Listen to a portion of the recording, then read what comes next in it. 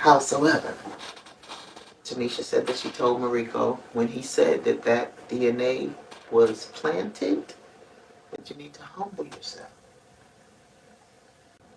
So when that verdict came in, you can imagine that his wife was, and still is. She has not spoken to her husband since that verdict. If he won't going through a thing, and if I look, I just know God placed me in that car, and I believe God placed me in that car not to get to a guilty verdict, but to get beyond. If, cause we just talking allegedly, if it's a setup, wouldn't they want him to be guilty? Wouldn't the people that set him up want him to be guilty? But then I ask you another one: if he was guilty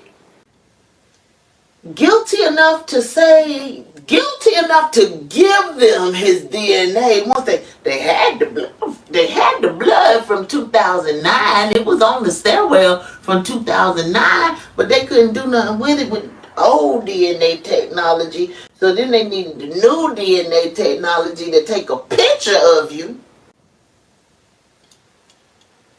They had his blood. They couldn't do nothing with that.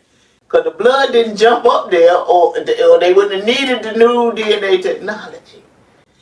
The old DNA technology didn't do nothing for the blood, because the old DNA technology had to be trying to technologify the blood that they said was his. So if the blood was his, why they didn't get him in 2009? Rico didn't go to jail till 2022.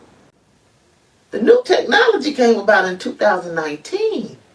It was a picture with eye color that was not his, where they called in several of his family members as well.